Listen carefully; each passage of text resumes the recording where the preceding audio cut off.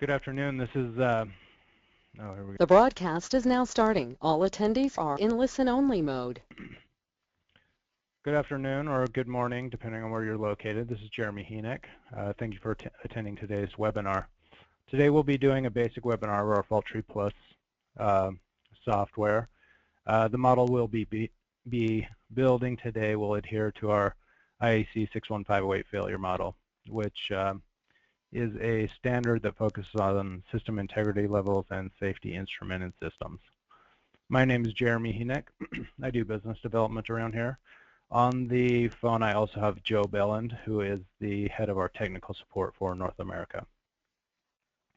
Today we will be looking, here let me get my highlighter. Today we'll be using mostly the availability workbench or all the availability workbench. We also offer a simulation tool called Availability Workbench. Sorry, we'll be using the Reliability Workbench, focusing on the FaultTree module within our Reliability Workbench software. We also offer HAZOP, NAP, which is a network availability tool, and AttackTree Plus, which is similar to FaultTree's, but is focused more on attack threats.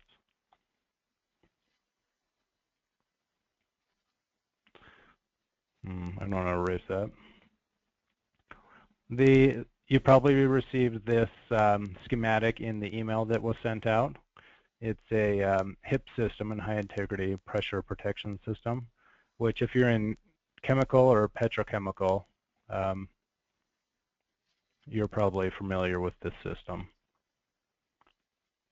If you have questions during the meeting, I'll be answering questions and posting a few questions to Joe. There's a questions dialog in the GoToWebinar pop-out on the right-hand side of the screen.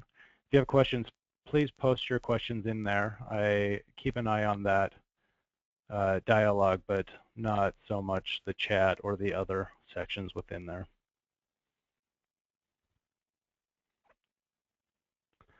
And let me go back to my attendees. And Joe, are you there? Oh, Joe is muted. There you are.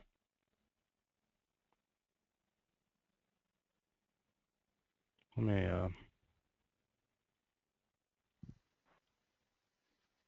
Joe, you should be the panelist now. Yes, let me just share my screen. I have the Reliability Workbench open. So Jeremy showed that little diagram of the HIPS, high integrity pressure protection system. And I just thought for today's web meeting we could go through that and demonstrate how we might build a fault tree to model that particular system. There's a lot of features in the Reliability Workbench which are geared towards this type of analysis, this 61508 style of analysis, which again, as the web meeting invite mentioned, there are several other substandards or related standards that also govern that sort of style of analysis. This will be in some ways similar to a web meeting we had a little while ago that talked about building a fault tree from a schematic. Here we're just focusing more on this style of analysis. Okay, so I have the Reliability Workbench open and you can see it. The first thing I'm going to do, just like I did the last time if you were at our last meeting, building a fault tree from a schematic, is I'll put the schematic on the screen. That'll just help me while I'm building it, so I have something to reference to and you'll be able to see it. So I can add a new bitmap into my workbench. This will be the HIP system, and I just have to browse for my file. Bear with me for a second while I find it. It's buried somewhere deep on my hard drive.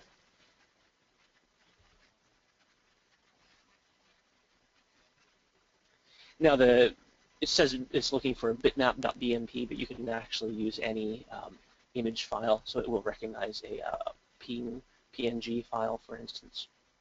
So I can add that into my fault tree. And then to apply it, to actually put it on the fault tree diagram, I can add a label to my fault tree diagram. Before I do that, I'll need to add a top gate. If you're familiar with the program, you'll know this.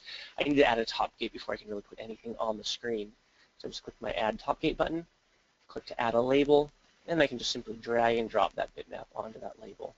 It's a little bit too small there, so let me just enlarge it so that we can see it, reshape it so that it looks a little bit better. Okay, so this is the diagram we'll be using. Again, the meeting invite had a quick description of how this works, but I'll just go through it quickly again with you. The way it normally works is it's designed to eliminate overpressurization events in the downstream equipment. The way that we have that is we have 3 pressure transmitters that monitor the pressure in the flow line. They send their signal, that whatever pressure reading they have, they send it to the logic solver. We have a provision of 2 out of 3 must read high. That way if one pressure transmitter fails high, and starts sending a false positive value, that's not going to be enough to shut down our process. So we have 2 of the pressure transmitters have to fail, or excuse me, have to send a trip signal.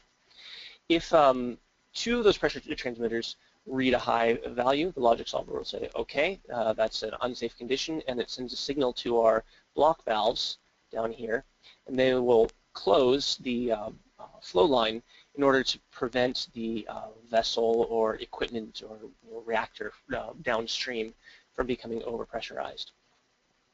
There is also this PA, the pressure alarm. That's for a manual alarm. If the logic solver does read a high pressure, it will signal an alarm to signal the operator to do some sort of manual check as well. For the purposes of this system, we're not going to be modeling the manual side of things. That might be handled separately. For now, we'll just take a look at the automated shutdown system. So I want to build a fault tree to model the system so we can calculate the probability that this system will not be able to, basically the probability of failure on demand, the probability that it will not be able to automatically engage should the need arise. Okay, so I'll just start by building up my fault tree. Now for fault trees, you usually recommend a top-down approach. You start with your top event hazard, in this case the failure of the HIP system, failure on demand, and then we work our way downwards building the systems that contribute to that failure. Generally, this style of system, this safety system that you see in here, it's process flow. You also see them in automotive, like the airbag in your car is actually another type, one of these one of these safety systems. You see them in aircraft as well. Generally, there's 3 main components. You have your inputs, which is the sensors, the inputs to the system, your logic solver or your computer that's monitoring, and then you have your outputs, which is your controls or your shutdowns. So I'm going to build those 3 systems by adding 3 gates. So one for my inputs, one for the logic, the computer, and lastly for the outputs. Now, of course, GT1, GT2, and GT3 don't properly convey that, so this is where I go about labeling them. I'm going to use that diagram and grid function, which we've shown in the past. The diagram and grid gives you a great way of being able to edit the text in these gates without having to go through the program dialogues, without having to double-click on them to edit them. So I can just type in the grid. If you missed that step here, I also selected the gates table from the grid. Now I can just type in an ID and a description. So we have, excuse me, while I pull up my, there we go. So the top one, we're going to call that the HIPS fail. So this represents the HIPS fails to stop overpressurization. Okay, GT1 is our input, so I'll call it our PTs, our pressure transmitters. And I'll say 2 of 3 pressure transmitters fail to register a high pressure.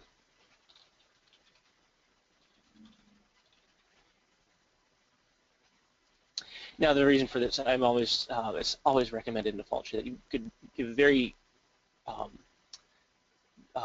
descriptive and clear descriptions in your gates and events so you'll understand, or anybody else reading your fault tree understands what exactly that represents. So for instance, I don't want to just say 2 of 3 pressure transmitters fail, 2 out of 3 fail, because it's not clear what the failure mode is. Fail high, fail low, fail mid, what exactly is that failure mode that would cause this? And this I have to directly spelling out their failure mode. Fail to register the high pressure. Okay, this was the logic solver. Logic solver fails to send the trip signal. So it's receiving the signal from the pressure transmitters, but it's not properly processing that and sending it on. And the last one was the valves.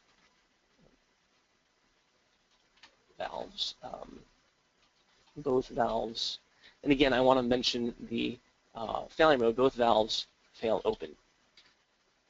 Okay, so those are my three primary systems, and this is typical of any safety system of the style. It tends to look something like this, at least at the very top level. From here, you might build down your inputs, or your outputs might be more complex. You might have more redundancies or backups or other alternative options, so it might get more complex from there. At the top, you usually have inputs, so logic solver, and outputs. Okay. From here, we'll add our actual individual component events. So we have our three pressure transmitters. Actually, no, I'm going to be a little bit clever here. Rather than adding all three, I'm just going to add one. Let me flip this over to primary events and make it easier to edit. This will be pressure transmitter 1. Actually, this is the ID, so it's called PT1. Pressure transmitter 1 fails. I'll call it fails low. Okay. And to get the other 2 and 3, I'm just going to do something a little clever here. I'm going to copy and then do a paste special operation. If you're not familiar with that, that just takes a copy of this and creates a new event with the same properties as the old one. So I can do the same thing again. You notice how I created 3 events, and you'll notice it incremented the name. So when I copied it and pasted special PT1, it named it PT2, and then again PT3. So there are 3 distinct events, but it copied the names and the descriptions, so it saves a little bit on the text entry I have to do. I'll, of course, want to go through and change the descriptions to match the pressure transmitter. I can do a similar thing for the valves. Add a new valve to represent the valve failure. Block valve 1 fails open. Copy and paste special, so I don't have, basically what I'm saving myself here is having to enter the description twice. Oops. There we go. Okay. The last one, the logic solver. I added it as a gate because I was just going through and adding the gates. And in some cases, your logic solver might be actual system or a more complex thing that you need to build as an actual sub-branch in the fault tree. But in this case here, it's just a single component event. So I actually want this to be a basic event. One way of correcting this would be to delete this and then re-add it as a basic event. But again, I want to save on effort. I've already typed in that description. I don't want to go through that hassle again. So what I'll use the gate to event toggle option that the program provides. That allows me to change a gate that has no inputs into an event, or vice versa. I can change an event into a gate. So you can find it right here on the right-click menu, gate to event, event to gate. Now it just changes that logic solver into a basic event. Okay, I'm basically done here. The last thing I need to do is change my gate logic. Just back to showing my gates. So this is right now showing as an OR gate. It should actually be a 2 out of 3 vote to match that 2 of the 3 pressure transmitters failing to register the high pressure would cause the HIPS system to fail on demand. So I can do that. I can't change the gate type from here, but if I just double-click on this, actually it's the PT's gate I want. If I just double-click right here, it'll open up the dialog for this gate. Then I can change the change it from here. So I'll set the vote, the gate type to vote. Leave the vote number as 2. Which is correct. Okay. And also this valves. Both valves fail to open. That implies a redundancy. So this should be an AND gate. One or the other valve working is enough. You know, if this valve closes, that's enough to shut down. It doesn't matter if the other valve fails. So both have to have to fail and remain open. So I can change this to an AND gate. Okay. So there's the logic of my tree. Jeremy, I think this is a good time for our first breaking point for questions. Were there any general questions that people had that you'd like me to go through right now? Yeah, when you get into the 61508 failures, could you show the difference between a 6158 failure and a dormant failure? Yeah, I can mention that. Yeah, that's actually next on our agenda. What we'll get into next is adding the failure data. Was that it, or is there anything else on what I've just shown? No, I think that's it for now. Okay. And again, remember, if you have a specific question, or if there's a difficult question that we can't really take the time to answer right now, or if it's a question we don't feel is relevant for the whole group, we'll be sending out at the end. We'll answer all the questions. Jeremy will collect them all, and we'll go through and answer them all and send you an email to answer any more general questions that you have, or specific questions. Okay, so I mentioned that the next thing that we're going to look at would be the failure models. Okay, there's a couple things I want to do for that. One is I want to set what units I'll be working in. I can do that in the project options. The default setting for Reliability Workbench is failure units are unspecified consistent. What that means is the program doesn't care what their units are, so long as they're consistent throughout the project. One of my favorite things to do is actually turn that off and directly specify the units from both my failures and my repairs. So let me just do that. I can set my failure times. Here, in this case, I'll actually set failures per year. In the meantime, just to repair in hours. The main reason I like to do this is because now in all the program dialogues, in the failure dialogues and the results dialogues, it will now show me units if I directly specify what my units are. One more thing I'm going to want to change here is the default model type. This is something that you probably want to do as well if you're doing this sort of analysis. We have a special, it was actually added specially at the request of a number of users. We have an IEC 61508 failure model, and as Jeremy mentioned, I'll actually show what's different about this model. But that's the one that I want to come up as the default. So I'll set that as my default model type. Now from now on, whenever I create a new failure model, it will automatically be that type. So I don't have to select it from the failure model dialog. I've selected those couple options. Now let's go about adding some failure data. Okay, to add a new failure model, I can either add it directly to the basic events via a local model. In this case, I actually want to use generic failure models. So I can just click this toolbar button on the main toolbar. Okay, my first failure model will be for my pressure transmitters. So I'll call it just my PT. A PT failure model. You'll notice it automatically came up, the model type came up as 61508 because that was that default setting I had just set. You can set it to the default to any one of these model types. That way if you have a particular favorite that you use more than anything else, you can set that as the default, and whenever you add a new failure model, it will already have that one selected. Now the question was, what's the difference between the dormant and 61508? Well, the 61508 is kind of an expansion of the dormant model. The dormant model allows you to specify a failure rate, a mean time to repair, and a test interval. And it's used for components whose failures are not immediately revealed. So if the component fails, you don't know about it until you test it. So you have these dormant periods during which the component is essentially non-repairable. Okay, that's what was most commonly used in, or very commonly used in this type of analysis in the old days before 2010. In the older versions of Reliability Workbench and FaultTree. Starting with Reliability Workbench version 11, we added this 61508 model in response to user demand. It was basically to make it easier for users to model these types of systems. Basically, the main problem that users were running into is when they had a component with a diagnostic coverage, but not 100% diagnostic coverage.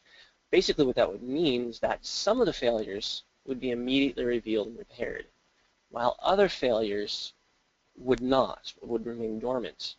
So what essentially the users would have to do is break that component failure into two separate basic events. They'd have one basic event using the rate model for those failures that are immediately revealed, and another, the other part or percentage of the component failures would be using the dormant model. Now this got even more complex when they wanted to take into account things like partial stroke testing or imperfect proof testing, or even when they wanted to switch over to doing spurious trip calculations. Basically, they'd have to break their failure rates up even further into 3, sometimes even 4 basic events. And then they'd have to re-enter all that information if they wanted to do a spurious trip calculation. So enter the 61508 model. That was basically to simplify what the user had to enter, to make sure to put it all into one failure model, and then the program does all the work for you. So it's like the dormant model in that you enter a failure rate, mean time to repair, and test interval, but then it allows you to do other things like enter the dangerous failure percentage, and that for splitting the failures between the dangerous failures and the safe failures, so you can do spurious trip calculations. And you can also enter the diagnostic coverage percentages. This is to distinguish between the immediately revealed failures, which would traditionally be modeled with a rate model, and the dormant failures, the failures that are not immediately revealed, undetected failures as we call them, which would normally be modeled with the dormant model. We also added the ability to do proof test coverage, imperfect proof testing, so that of your dormant failures, not all of them will be detected on the test, and some of them won't ever be mitigated or corrected until the component is replaced at the overhaul interval. So basically, it's a very robust model, again, added at user requests to be able to model these systems. Okay. So let me just enter some information for the pressure transmitters. Notice because I specified my units, it's showing me years and hours in my next to my dialog boxes to let me know the units. So my failure rate, I'll enter for my pressure transmitter. Well, I have a couple of different data sources that disagree slightly on what the data should be, but I'll just pick one of them. 0.0096 failures per year. And I'll say the mean time to repair is 72 hours to repair. Say my test interval is 4 years. Dangerous failure percentage. In this particular example, I have it in terms of safe percentage, so I need to do 1 minus that, 42.5%. Did I do that math right? No, excuse me. 62.5% dangerous failure percentage. Diagnostic coverage on dangerous failures, 60%. So 60% of those dangerous failures. So the way to read this basically is the failure rate. Of those failures, 62.5% of them will be dangerous. Of those dangerous failures, 60% are detected by diagnostics and therefore immediately revealed as soon as it occurs. And of the remaining 40%, they will not be detected until our proof testing. Our proof test coverage for these is 90%,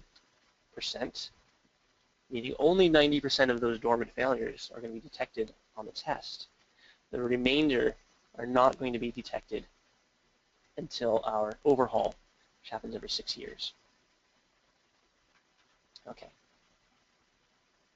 Now sometimes you don't have data in this term, so you don't have failure rate and then the breakdown by percentages, dangerous failure, dangerous coverage, safe coverage percentages. Some standards, particularly if you're using like the Exida failure library, they provide it in terms of a failure rate, lambda SD, lambda DD, lambda DU, etc. What's the failure rate for each, for dangerous detected versus dangerous undetected. If you have your data in that fashion, you can use the this calculator icon right here and directly enter failure rates, dangerous detected, dangerous undetected, safe detected, safe undetected, etc. Click the convert button and it will calculate these percentages for you that go in the 61508 failure model. Okay. That's all I need for the pressure transmitters. So I'm going to click OK. I'll apply that to each one of my pressure transmitters. I can do that simply by dragging and dropping. And let me go through again really quickly. I'll try and get this, I think you get the idea of that. So I'll try and add the others very quickly. I have one for my logic solver. 0534. We'll go with 8 hours for that one. Test interval is, again, 4 years. Dangerous failure percentage is 0.06%. Dangerous, safe coverage is 100%. dangerous coverage is 0%, proof discoverage 99, and overhaul is 10 years. And we can drag and drop that on. And then lastly, let's do one for the valves. Failure rate is 0.04. Again, I just have a table that I'm looking up. I actually have a couple different tables, and I'm just picking from one of them. Time to repair is, we'll use, again, the 72-hour figure. Test interval is 2 years. Dangerous failure percentage is 100%. That kind of makes sense for the valves. Actually, no, excuse me, safe coverage should be 100%. Actually, no, let me do this dangerous failure. I have another figure I'm going to use for the valves. 34% dangerous failures. Okay.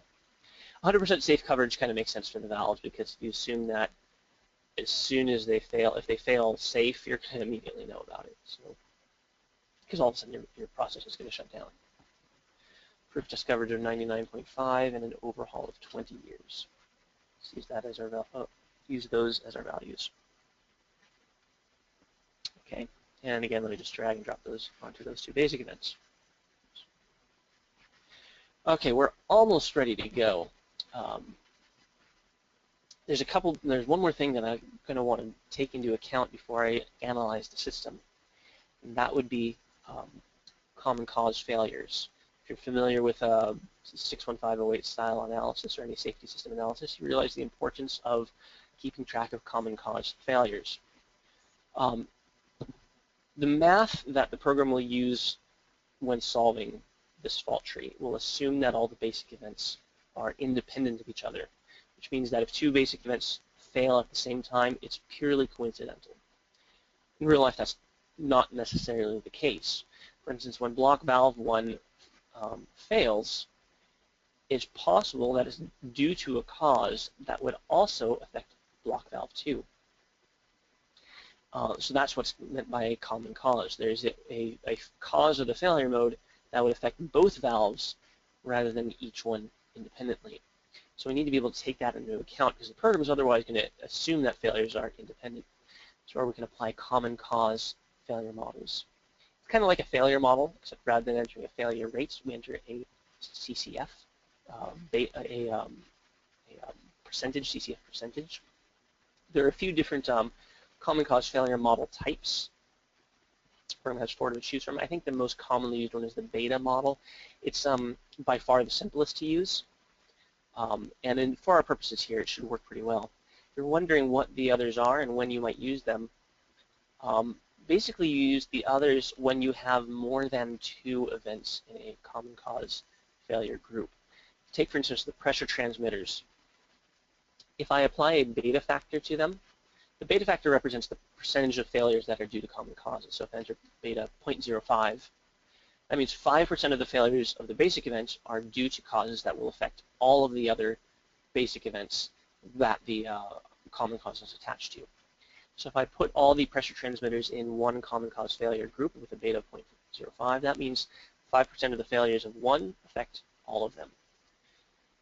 That works for when you have 2 of them, so it would work for the block valves, but for the pressure transmitters, that might not necessarily be the case.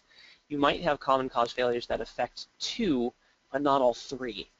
So you might say there's a % chance that 2 of them will fail, and a lower % chance that all 3 of them will fail due to common causes. That's where you might use either the MGL or the alpha models. The MGL model allows you to specify the beta, which is the percentage of failures that will affect more than 1. Then the gamma is of the failures that affect 2, what % will affect 3. And delta is of those that affect 3, and what % will affect 4. And that's the cap for that. Again, so it basically allows you a little bit more control over how many components will fail due to common causes. Let's actually use that for the pressure transmitters. I'll use a MGL model. Okay. So we'll say that 5% of the failures, 5% 5% of the time, if one of the pressure transmitters fails, it's of a failure that will, of a cause that will affect more than one component. Now, of those failures, we'll say that, say, 20%, 0.2 of those failures that affect at least two components will also affect the third component. And then I don't have 4 of them, so I can leave the delta factor out. Okay. Let me apply that to the drag and drop it onto my pressure transmitters. And let me add another Ccf model for the valves. And this one, since there's only 2 of them, we can just go with the straight beta factor. And again, I'll just use 0.05 as my beta factor. If you're not sure what beta factor you should be using, what percentage you should be using, the IEC 61508 Section 6 standard has a little bit of guidance for you to on that front. Basically, gives you a questionnaire, and you answer all of the questions, or all of the questions about your system, and score points. Basically, tally up a point system based on your answers, and then tally those points, and it will, based on that score, recommend a beta factor.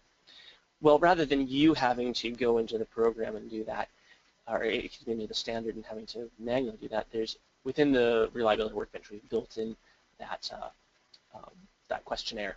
You just click the Apply IEC Model, choose the IEC settings, and this is the questionnaire the program will give you. You just answer questions about your system testing, the separation, the diversity, the complexity. Basically, just check all that apply. And based on the selections you've made here, the program will just look up in those tables within the standard and choose the appropriate beta factor. Okay. I'm not going to do that in this case.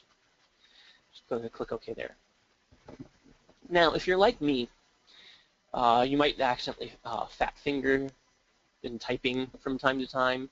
You might also have really poor mouse sniper skills and click on the wrong thing. So I'll click to drag the valve, and without noticing it, I accidentally missed the valve and grabbed the pressure transmitter, drop that onto the valve.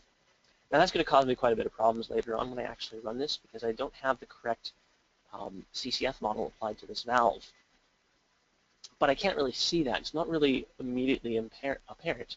I see my little beta icon to let me know that there's a common cause failure model attached, but I can't really know which one it is. Well, there's the best way to deal with that is if you go to the View options.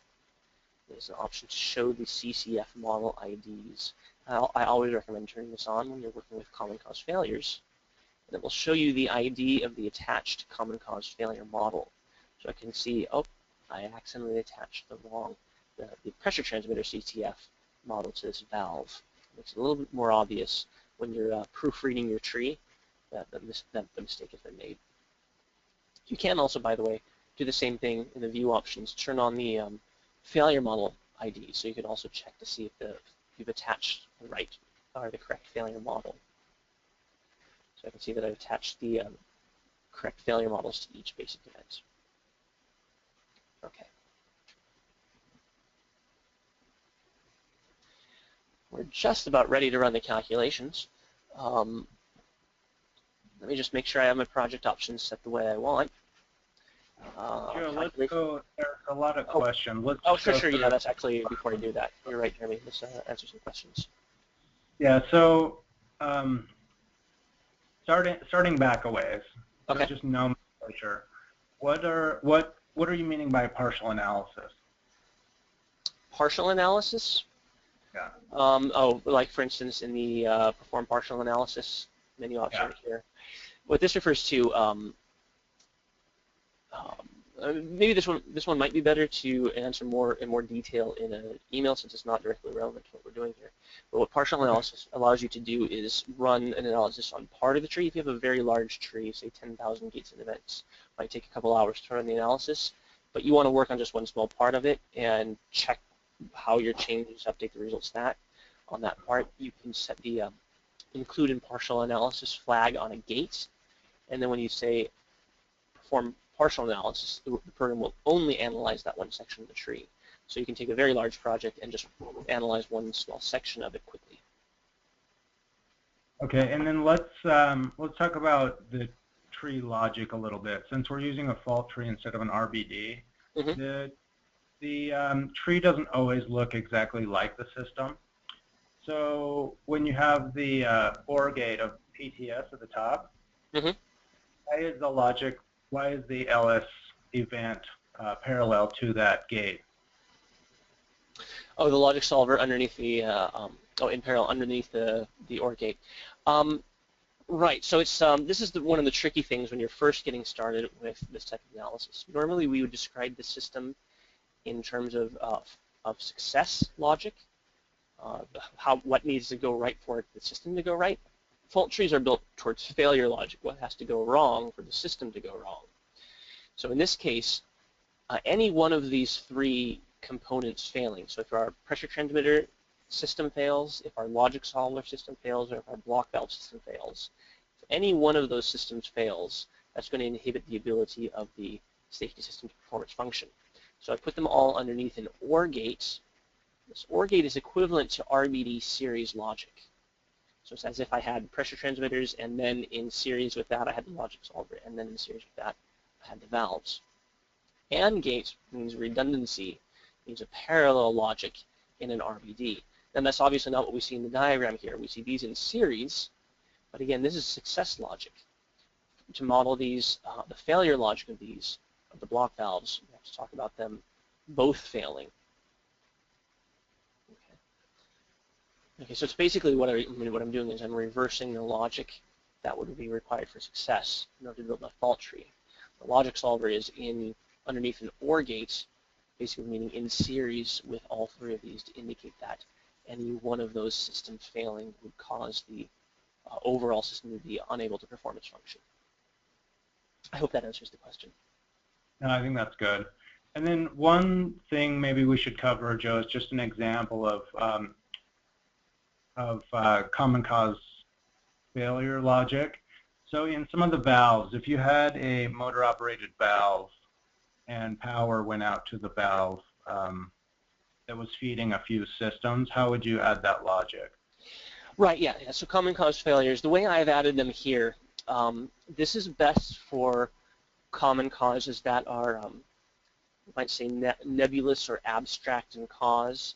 So for instance, debris in the line that clogs the valves, or improper calibration of the pressure transmitters, so they're not really properly registering high value, or there could be manufacturing defects, installation problems, maintenance problems. Those are kind of nebulous or ambiguous causes of common causes. But for more specific system or components related failures, like the example was a power supply failure. Suppose these block valves are energized to trip and the power goes out. Well, then obviously they can't close. So the power is a common cause for them. Normally for that case, we don't do it via a common cause. We would do it via a separate basic event. And there's two different ways of drawing that. Maybe I can do this on a separate fault tree on a separate page. Two different ways. One would be, let's do this, add block valve 1 there, block valve 2 there, add a common cause. Sorry, I'm moving real fast here. Let's call this power. Yeah, this is one way of doing it. Okay, so block valve 1 and block valve 2 fail. Right, so an AND gate, but block valve 1 could fail due to either its independent failures, which is what this basic event represents, or because of the power removal, because of the power failure. Same thing for block valve 2. So basically this event is common underneath both branches of this tree. That's one way of doing it. The other way of doing that, handling a common cause that's due to a system or component event, would be, let me just do it this way. Add valve 1 and valve 2 and my power there. And this would be an AND gate here. Here, logically, these two trees are the same. It's just different ways of drawing them and highlighting the common cause failure. Here we've said that basically the valves can fail either because they both failed independently at the same time or because of the failure of their common cause. Here the power fails and that causes the failure of the block valve system. The advantage with directly creating a power basic event is if the power affects other parts of the fault tree. So for instance, somewhere else in this fault tree, the power also affects maybe the pressure transmitters or some other system that's also related. We can use that same power basic event elsewhere in the tree. And the program will correctly identify that it's the same common cause that affects multiple places in the tree. Okay. Does that answer that question, I hope? Yeah, I think so. Thanks, Joe. Okay. Are we ready to move on, or are there more questions? There are a lot of questions. Following the web meeting, some of these questions we're going to have to answer with a little more detail than we have time for here. So you'll all be receiving a copy of the questions as well as the responses to those questions. I'm going to, if you don't mind, just delete these extra fault trees that I added because I don't want them messing up my results. Okay. So now what we want to do is we want to run the analysis. So I just want to set the lifetime first. System lifetime is basically over what period of time are we going to analyze the system. It's in the same units as the failures. So my failures are in years, so my lifetime will be in years. Let's say a 20-year lifetime. That'll give me things like the number of expected failures or the reliability, probably experiencing at least one failure over that time. Okay. The more experienced of you might be already shaking your head and screaming at me, no, there's an option I've forgotten to set. Well, don't worry about that, I'll come back to it. You know about what option I'm talking about. But I'll come back to it and just to demonstrate the differences here. So let's run the analysis now and get a first result. So I get a PFD 0.001392. And that puts us at what? What is that SIL ranking? That's a, what are we at, a high SIL 2? Or am I missing a, that would be SIL 3, wouldn't it? No, it should be low 0.0. I can't remember. Well, whatever. You guys know you can answer that better than me. Well, I might be better at it, actually, if I switched it to showing RRF. Right now it's showing unavailability under the gates. Oh, and by the way, we can also have it show unavailability under these gates as well. Let's go to retain results for all gates, and then just rerun it. Now it will show the unavailability here. Basically, Q in this context, in the fault tree context, means PFD average, if that's what you're more familiar with. I can also, instead of showing unavailability, have it show any number of other values, including risk reduction factor. Yeah, that's SIL 2, isn't it? Because SIL 3 starts at RF of 1,000. Am I reading that right?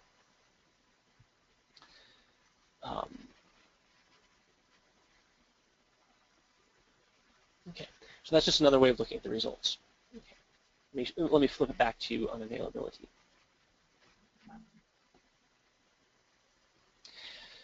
Okay, so that's one way of looking at the results, but again, some of you were probably shouting at me over your muted telephones that there's something I've forgotten to do. Actually, these answers, if you did this fault tree, if you followed the 61508 standard exactly to the letter, did all the math there, you would get a different result for top gate here than what I have here. The reason for that is because of a little quirk of the way fault trees operate. The way a fault tree will solve, a quantitative fault tree methodology solves the tree. So we first calculate an average PFD for each basic event, and then apply the logic, the probability, the laws of probability, basically multiplying those probabilities together to get the system unavailability. So basically what we do is we take an average, and then we apply logic, apply the products of the, in order to get the AND gate unavailability. Well, the 61508 standard does something a little bit differently. It first takes the product of the functions and then calculates an average of that. This is the discrepancy known alternately as either product of the means versus the mean of the products. Sometimes it's called logic before average versus average before logic. Basically, the discrepancy is because for a given function, if you take the average of that function and then multiply those averages, it's not going to be the same as if you multiply the functions and then take the average of the products. And that's where you can, this number will actually be a little bit optimistic. It might be as low as 80% of the value given in 61508. So there's a way of correcting for that.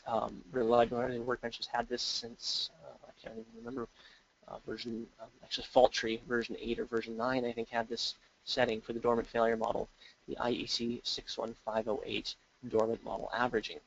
What that does, when you set that option on, when you run the analysis, if the program sees that 2 or more dormant events occur in the same cut set, it will basically apply Markov analysis to model it, to take into account, to really correctly model the failure paths that will basically do the logic before average math that's specified in the 61508 standard. So let me set that setting, and let's watch how the top event unavailability changes when I change that setting. 0013, etc. to 0014. So you can see it's a little bit higher. A strict fault tree methodology tends to give optimistic results. Sometimes in some standards and some documents you'll see that fault tree is not a suitable or an appropriate method to use for safety system analysis. Well, we here at Isograph, we sort of cheated on that and added our own method to make sure that fault trees are an acceptable way of analyzing these systems by adding that Iec 61508 averaging option. Okay. A few other things. We've calculated the PFD. There's also an option we have to calculate hardware fault tolerance as well. If we're using the 61508 model, we'll go back to one of the generic models here. You may have noticed this type A, type B, and wondered what that's about. It has to do with hardware fault tolerance calculations. If you look in the standard 61508, I think it's in section 2, it talks about hardware fault tolerance. Basically, for a given component, based on how well known its failures are and its safe failure fraction. There's a table that specifies if you want to meet a given SIL target, safety integrity level target, then you've got to have at least so many of redundant components. That type A, type B basically refers to how well known the failures are. Type A basically means the failures modes are well known and there's sufficient data to justify describing the consequences of that failure. Type B says the component's failures are not well known or documented and there isn't enough evidence to justify what the consequences of failure would be. So based on that setting, and we also have the safe failure fraction, it's calculated right here. Basically, the program can look up in that table and see what hardware fault tolerance is needed to meet a given SIL target. So at the top gate, I can specify, if I just double click on it, I can specify what my SIL target should be. Let's say we're aiming for, say, SIL 3 here.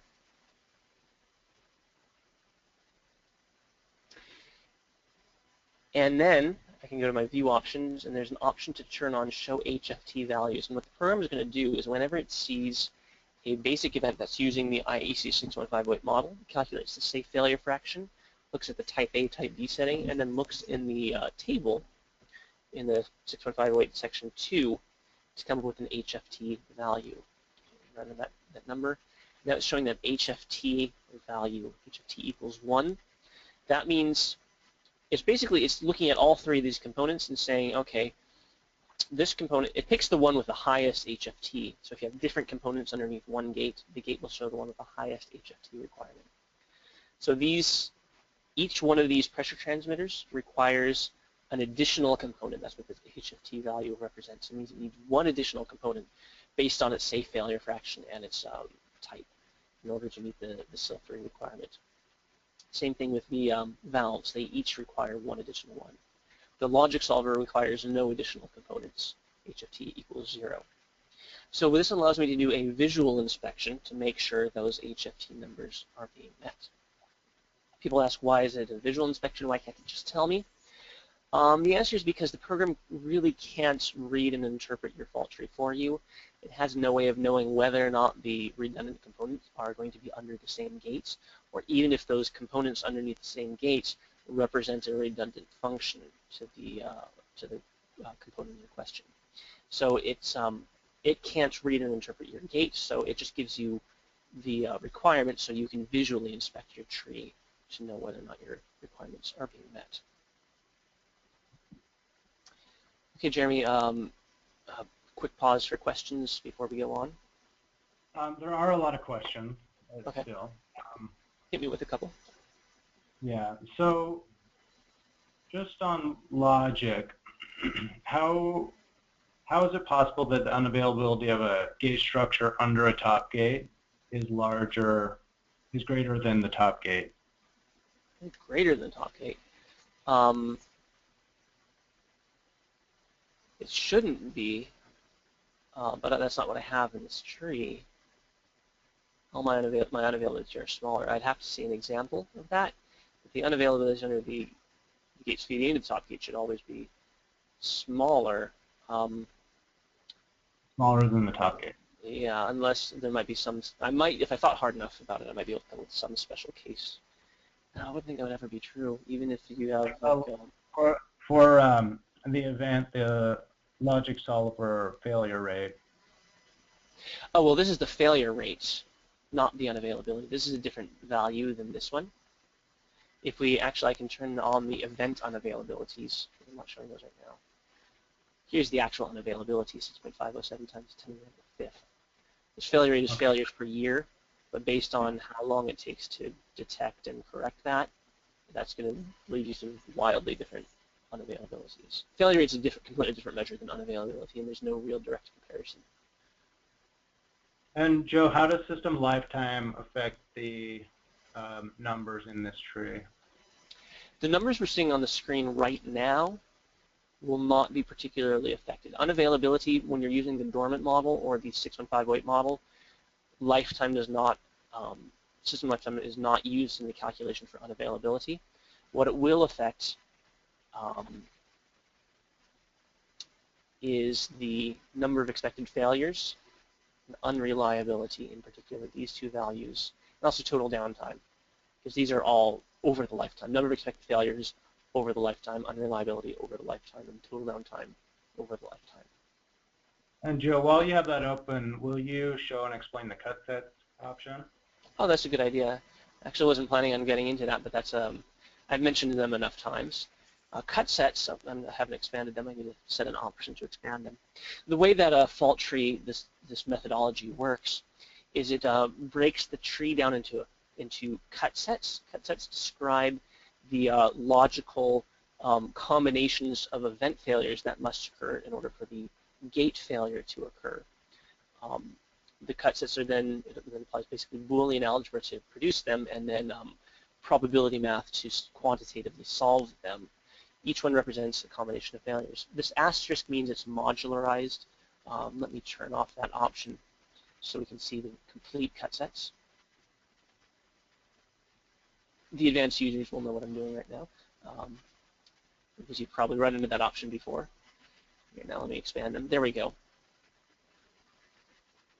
These numbers in brackets, this has to do with the common causes, because I used the MGL, common cause failure model.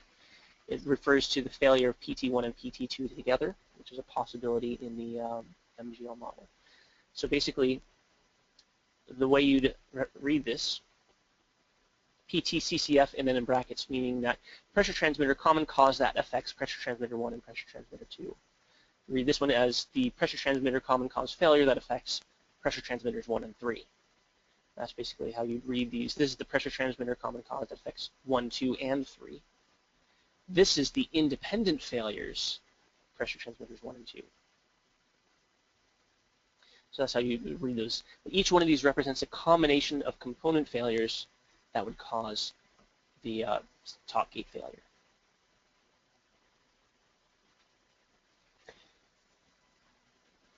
Okay, more questions? Probably none. That we just have a few minutes left. I don't know if we have time to get into the spurious trip. Okay, I can show that pretty quickly. I can do that in a couple minutes if that's okay. Okay, let's just address that as kind of our last question. Sure. The last advantage to the 61508 failure model, we've already seen that it's combining both the dormant and the rate model. That allows for imperfect proof testing. That allows for hardware fault tolerance calculations. The last advantage is since we're entering a dangerous failure percentage, the program knows a safe failure fraction, and then it can also calculate safe failure rates from it. Sometimes you want to know the safe failure rate. So obviously you want to know the PFD of this system, but you might also want to know how often is it going to fail and stop our process, because that probably has some financial consequences. It costs something. So that's where spurious trips come in. It used to be that in order to do the spurious trip, you had to completely rebuild your tree. We've added a couple options to speed that up, that you don't have to rebuild your tree. It's just a couple quick options that you set, and you're good to go. One option that you set is in the project options on the calculation tab. Only model spurious trip failures. That will tell the program that to use the safe failure fraction rather than the dangerous failures in the top gate calculations. Basically, calculating the spurious trips. The other thing we want to do is we want to change the fault tree logic, because spurious trip logic is usually the reverse of failure logic. So for instance, for the block valves, both block valves have to fail to close in order for the PFD. One of the two blocks failing spuriously would cause a spurious trip. So there's also an option to convert fault trees to dual. That just swaps the logic on all the gates. So the ands become ors become ands, and it does something on the vote gates as well. Not this one, because for reasons that I can't really get into right now. Usually I want to set this back to an OR gates at my top level, but it's just basically what I was looking to do is swap the gate type here. Lastly is I don't technically need to do it for calculation reasons, but for descriptive reasons, I'm going to want to change the descriptions here. It's no longer block valve 1 fails open, it's block 1 valve fails closed. Same thing, logic solver fails to send trip signal becomes logic solver spuriously sends trip signal. And the pressure transmitters, instead of pressure transmitters fail to register high pressure, it will be spuriously register a high pressure, or fail high. Okay. So I set those all the calculation options the way I want. One more thing I want is usually the value of interest is mean time to failure spurious. So I'm going to turn on my mean time to failure MTTF calculation.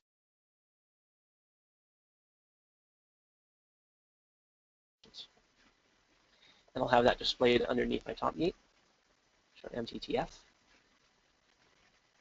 And now what I'm getting is the MTTF spurious underneath my top gate. So 9.458 years, those are my units between spurious trips. We can decide, let management decide whether or not that's acceptable. Okay. That about, I think, uses up all our remaining time. There was a little bit left that I wanted to talk about. I wanted to talk about importance and sensitivity analysis, but maybe that would be a good topic for a separate web meeting. If you want to learn more about importance and sensitivity, just let us know. Send us an email. Maybe Jeremy and I can schedule that for another one of these web demonstrations at a future date.